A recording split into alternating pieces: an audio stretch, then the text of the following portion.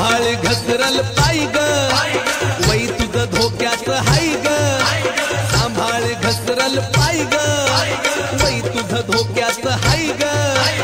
ऐकून घे शैला लग्नाच्या पहिला घोटाळा करायचा नाही ग